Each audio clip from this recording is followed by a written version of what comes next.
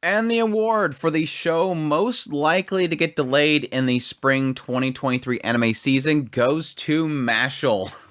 Yes, it's been an up and down with me with the idea of getting into Mashle itself. I think my first impressions of it when it was first announced, I was like, this sounds really interesting.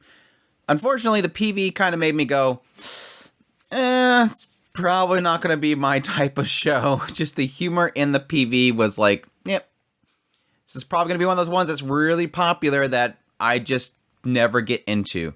But I have to say that after watching the first episode of Mashle, Magic, and Muscles, I chuckled once. I chuckled once.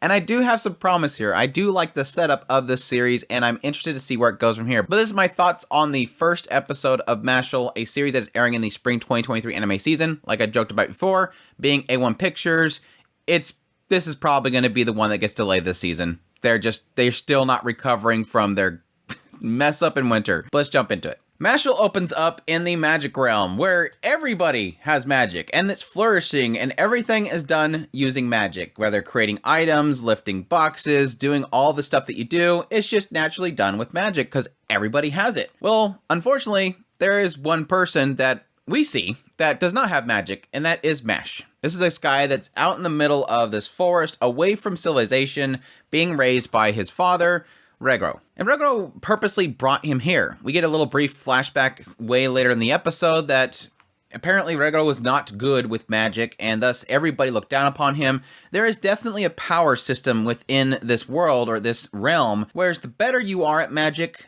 the higher your status is. And Regro, unfortunately, was not good with magic, and thus he was kicked around a lot, seen as useless, up until the point that he nearly took his own life. But he then heard the cries of an infant, a child that was abandoned by somebody, because he had no marking on his face. Every person that has magic has a mark on their face, and so a good indicator that you don't have magic is you don't have a mark on your face. So Regro sort of connecting to this infant and the idea that this infant is going to be discarded because it's not good at magic, or at least have any magic, and he also was discarded for his terrible use of magic. He decides to take this child and raise him on his own out in the middle of the forest. Well, yes, at the current time of the episode open up, Mash is grown up, he's a teenager, and he's got massive muscles. He just every day has been trained to be strong and strong by Regro. And he's always told, his pops always tells Mash, don't go into the town when I'm away. Don't ever go into the town. Stay away from the town. Well, unfortunately, Mash has a certain like. He has a very strong urge for this one particular thing. Cream puffs. And so after his workout, he has to eat cream puffs. And if he doesn't have cream puffs, he's going to go get cream puffs. And so even though his pops told him not to go in the town, he decides to rush off to town because a guy's got to get his cream puffs. Well, unfortunately, while he's in the middle of town and he hands over some money to some vendor, pins up the coins in his hand casually, a wind gusts and his hood flies off of his head. And everybody starts panicking. Wait. He doesn't have a mark. This person does not have a mark. Everybody's shocked by this. And yes, word gets quickly to the magic police that there is a person in town that does not have a mark. So as Mash is leaving, he bumps into some guy, gets some cream puff on him, and then the guy knocks his cream puff away, rips his shirt off. Eventually, this guy, Brad Coleman, who is one of these magic policemen, confronts Mash, and then Mash is quickly whisked away by his father. His pops just showed up and just whisked him away, reprimanding him for going into town when he wasn't supposed to. Well, unfortunately, the magic police, or at least Brad Coleman, follow them using a magic bird. And when Brad finally gets there, Mash is out training because that's what his punishment is, to go train some more. Brad questions Pops about where this kid is without the mark on his face. And this is where we come to find out that the reason why magic has flourished so much in this kingdom, why everybody uses magic, and why it seems like everybody should be blessed by the gods with magic, is for a reason. Yes, this world, if you don't have magic, if you don't have a mark, which is an indication that you don't have magic, they get rid of you. They dispose of you. And that's probably why Mash was discarded by whoever his parents were, is because he had no magic and he was just going to get destroyed anyways. But yes, Regro is not going to give up his child. Pops is not going to give up his child, and so he takes all the brunt and all the pushes and all those smacks from Brad until eventually Mash shows up. Despite Pops yelling at Mash to run away, Mash shows up, busts down the door, slaps around the guys, and eventually goes head-to-head with Brad, where we find out that Mash is so strong physically that he literally can swat away magic. Like the biggest beam. Like this Brad guy uses something that he used to scare away a dragon. And Mash just goes, pop. And then he proceeds to like juggle them and dribble them around like a soccer ball. Yeah, that's apparently how strong Mash is, that magic he could just swat away. Well, here comes the interesting thing. Because early in the episode, we found out that from Brad that he was mocking this recent winner of this big prize. There's like this status that you can obtain that you are like the best of the best. And it gives you fame and fortune for being so good. And there's this current guy, Rain Amos, that he just recently got that award. And Brad's kind of mocking it. Brad being faced off against Mash, who's able to just swat away his most powerful magic, he realizes this is opportunity. So he presents to Mash, you have two options here. One, you defeat me, I have to flee, but we'll come back again. We're just going to keep chasing you. There's no way you're ever going to get away from us. It's going to be me, it's going to be the entire kingdom coming after you.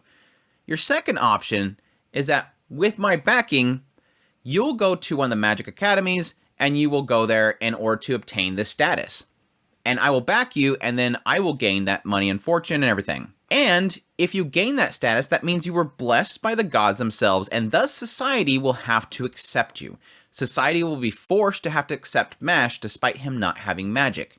Which, right now, again, society does not accept anybody that does not have magic. And even though Pops is like, no, don't trust this guy, he was just our enemy, don't do it, Mash. Mash is like, okay, I'll do it. So he goes off the academy, and that's pretty much where we cut it.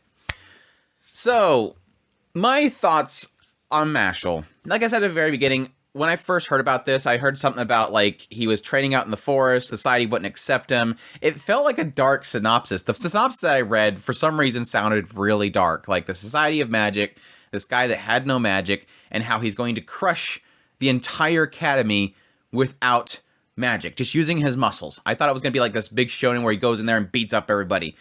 And then I seen the PV, and I'm like, wait, no. They're cooking, and they have derpy, goofy faces. This is a comedy. It's like some kind of like somebody blended Dr. Stone faces with marks and stuff with a random shonen, and I immediately lost interest. One, the PV had way too much food in it, and I'm already seeing it with this episode. The dude's obsessed with cream puffs. That's all he thinks about is cream puffs. Mash is about the dumbest looking kid you can ever have. He's got a good heart, and Pops points that out. He's got a good heart in there. Like, if he makes a mistake, he wants to fix it, even though he doesn't know how to fix it, because he's just kind of dumb and simple-minded. But he's got a good heart in there. But again, food.